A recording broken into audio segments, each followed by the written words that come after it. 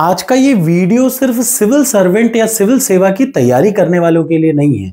आज का ये वीडियो हर उस बॉयफ्रेंड के लिए है जिसकी गर्लफ्रेंड ने उसको डिच कर दिया है। हर उस गर्लफ्रेंड के लिए है जिसके बॉयफ्रेंड ने उसको छोड़ दिया है। हर उस व्यक्ति के लिए है जिसको रोजमर्रा की जिंदगी में रास्ते चलते हुए ट्रैफिक के चौराहों पर खड़े होकर के बहुत चिड़चिड़ापन होता है जब वो देखता है कि ट्रैफिक जाम है। तो ये वीडियो बड़ी इंपॉर्टेंट है। वीडियो का टॉपिक है इमोशनल इंटेलिजेंस यानी भावनात्मक बुद्धिमत्ता। अब अगर आप इसको सिविल सर्विस में देखेंगे तो संवेगात्मक बुद्धि भी इसको कहते हैं। तो चलिए शुरुआत करते हैं। अगर आप यूपीएससी, उत्तर प्रदेश, बिहार, राजस्थान या किसी भी स्टेट सिविल सर्विस की तैयारी कर रहे हो, या आप एक आम आदमी हो, या आप दिलजले आशिक हो, तो ये वीडियो जरूर देखिएगा और कमेंट बॉक्स में जरूर बताइएगा कि ये कैसी लगी वीडियो। पहले मैं आपको टॉपिक दिखाता हूं कि ये टॉपिक मैं क्यों पढ़ा रहा हूं। तो मेंस का टॉपिक नंबर 4 है संवेगात्मक बुद्धि यानी इमोशनल इंटेलिजेंस। और उसमें आता क्या है, उसका कॉन्सेप्ट क्या है, उसके डायमेंशंस क्या हैं, उसकी यूटिलिटी और उसका एप्लीकेशन एडमिनिस्ट्रेशन और गवर्नेंस ने क्या है। बस इतनी चीजें आपको पढ़नी है। यानी आपको सबसे पहले इतनी ऊपर की चीजें मैं पढ़ा चुका, हम लोग बीच सिलेबस में पहुंच चुके हैं जहां मैं आज आपको पढ़ा रहा हूं इमोशनल इंटेलिजेंस। ठीक, आपसे बस यही आशा है कि आप कमेंट बॉक्स में जरूर मुझे बताएं कि आपको ये वीडियो कैसी लगी। नाम से ही शुरुआत करते हैं, भावनात्मक बुद्धिमत्ता। यानी अगर मैं अपनी भावनाओं के प्रति बुद्धिमान हो जाऊं, याद रखिएगा, अगर कोई व्यक्ति अपनी और अपने आसपास या लोगों की भावनाओं के प्रति इंटेलिजेंट हो जाए, यानी हम अगर अपनी फीलिंग्स के लिए दिमागदार हो जाएं या जान जाएं कि ये फीलिंग्स कैसे बदल रही हैं। जैसे आप सभी को पता है 9 भाव होते हैं, 9 रस होते हैं। फीलिंग 9 टाइप की फीलिंग हमारे बॉडी में आती है। कभी हमें रोना आता है, कभी हमें बहुत क्रोध आता है, कभी हमें बहुत घृणा आती है। यानी 9 अलग अलग प्रकार की फीलिंग्स हमारे बॉडी में ईश्वर ने बना करके भेजा है।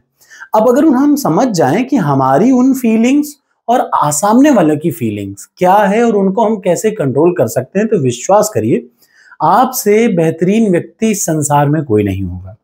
तो चलिए शुरुआत करते हैं आज की इस वीडियो में इमोशनल इंटेलिजेंस। यानी अगर कोई व्यक्ति अपनी और दूसरों की भावनाओं को पहचानता हो, समझता हो, प्रतिबंधित करता हो और नियंत्रित करता है, तो उसी को बोलते हैं वो क्षमता बॉडी की। जैसे मैं अपनी फीलिंग्स जान जाऊं और अपने आसपास के लोगों की फीलिंग्स जान करके उसको कंट्रोल कर लूं, तो इसी को बोलते हैं इमोशनल इंटेलिजेंस। जैसे अगर आपने कोई मेरे सामने गलत काम किया, मुझे आप पे एकदम क्रोध आ जाए, लेकिन मैं अपने क्रोध को, अब देखिए ये क्रोध आना क्या है, फीलिंग्स, मैं जान जाऊं कि मुझे क्रोध आ रहा है, तो मैंने अपने क्रोध को, यानी ये मेरी फीलिंग्स थी, ये मेरी भावना थी, अब अगर उसको मैं कंट्रोल कर लूं, मैं तुरंत आप पे या तो झापड़ मार दूं खींच के, या मैं उसको कंट्रोल कर लूं। तो अगर मैं उसको कंट्रोल कर ले जा रहा हूं तो मैं इमोशनली क्या हूं, इंटेलिजेंट हूं।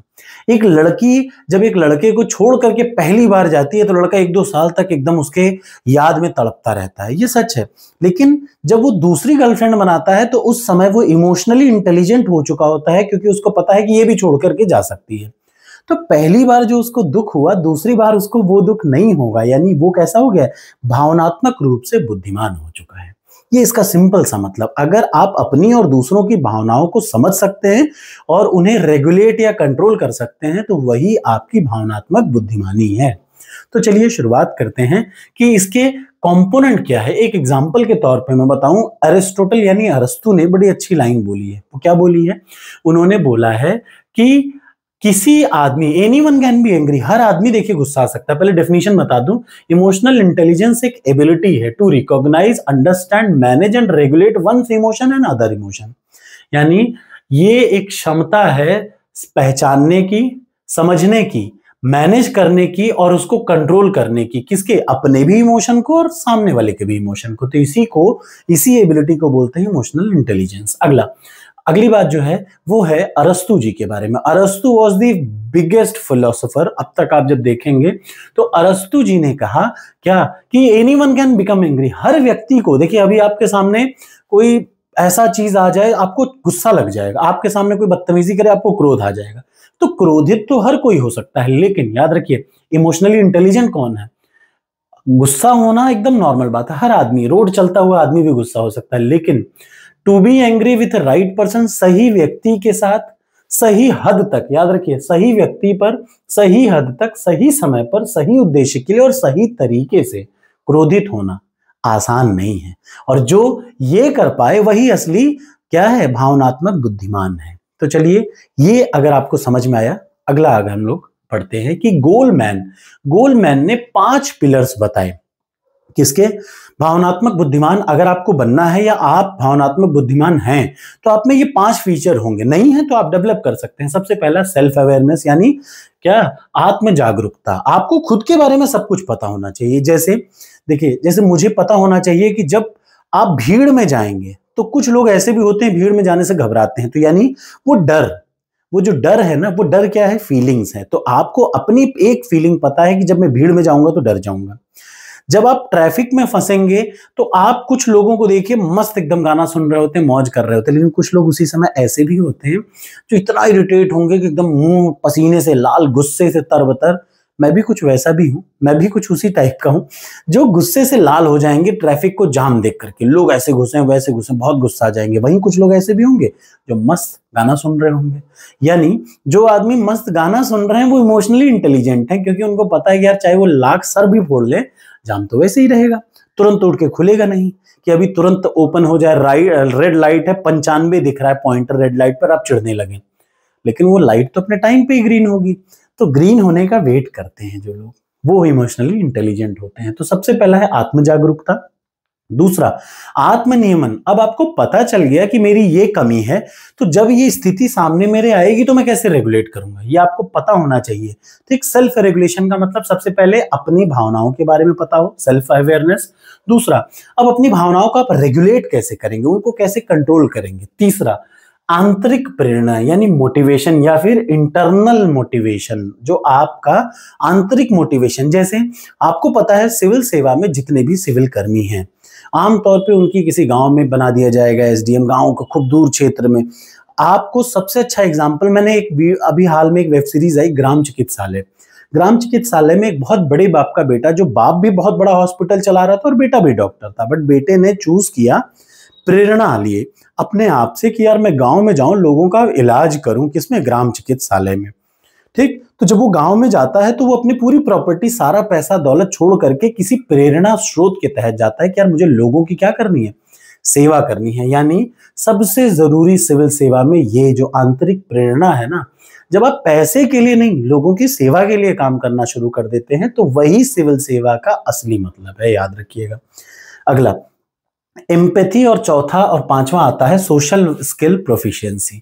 ये क्या है, एम्पैथी क्या है, जब तक आप लोगों की भावनाओं को समझ करके उनके प्रति आप क्या, जैसे होता है ना कि आप दूसरे के जूते में पैर डाल के देखिए तब आपको पता चलेगा कि क्या स्थिति है। तो एम्पैथी क्या है, एक तो होता है सिर्फ दुख, अरे गड़बड़ हो गया, दूसरा कोई बात नहीं गड़बड़ हो गया, अब आप उसकी भावनाओं को समझिए, मैं समझ सकता हूं, चलिए मैं इसके लिए कोशिश करता हूं। यानी आपने अपनी स्थिति को समझा, उस दया के साथ साथ आपने एक्शन भी लिया, कुछ उसके लिए बेहतर करने के लिए कोशिश भी की, तो वो होती है एम्पैथी।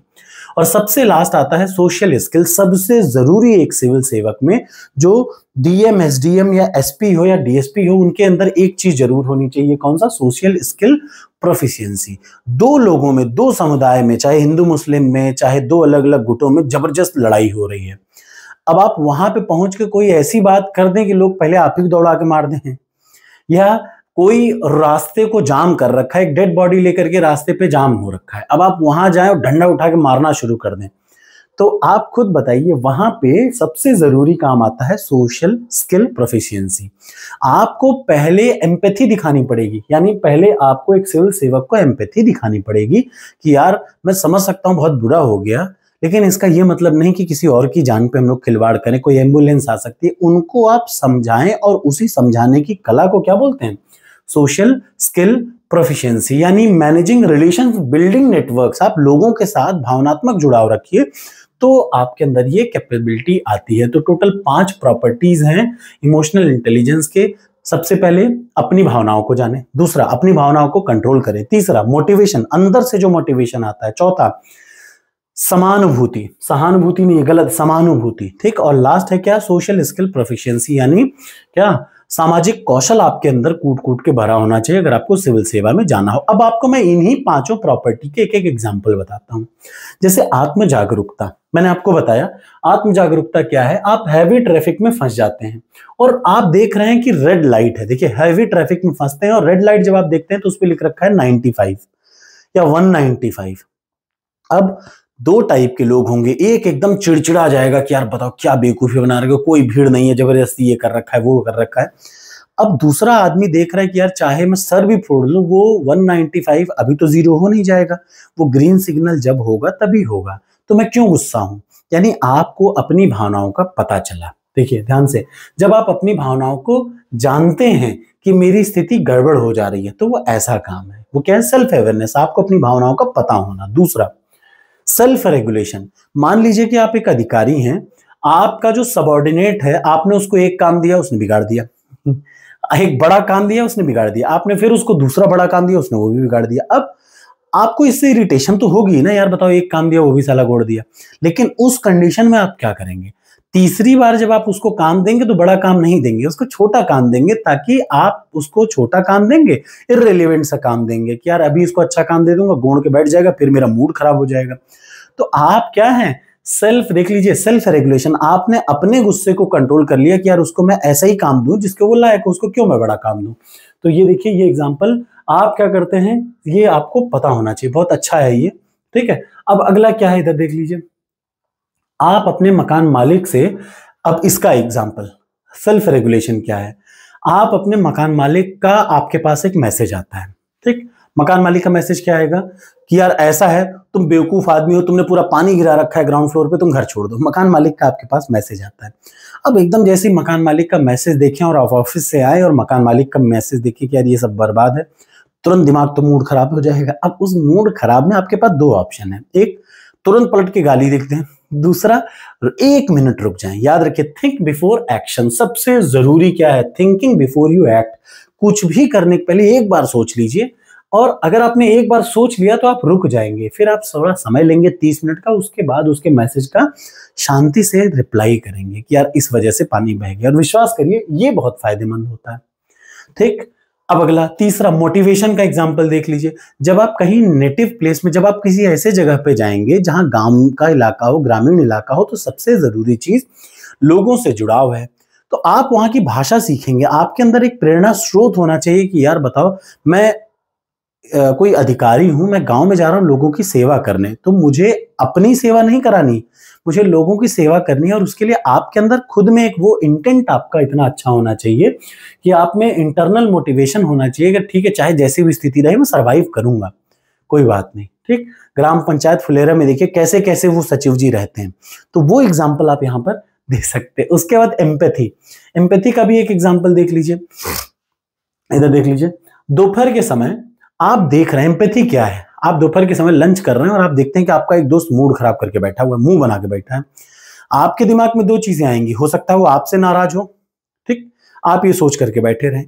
दूसरा ऑप्शन, एम्पैथी क्या कहती है, आप उससे जाइए, भाई क्या दिक्कत है, कोई दिक्कत है क्या, मुझसे कोई प्रॉब्लम है क्या, सीधे आप किस किस भावना से वो जूझ रहा है, आप उसके पास जाइए, आपसे आप अपने दोस्त से पूछिए, वो आपको सब बताएगा। तो याद रखिए, ये क्या है, आप विचलित लग रहे हो, सब ठीक है, मैं समझता हूं कि तुम यार कोई मैटर तो पक्का हो गया भाई, तू इतना दुखी तो कभी नहीं होता यार, क्या बात हो गई। This is called empathy.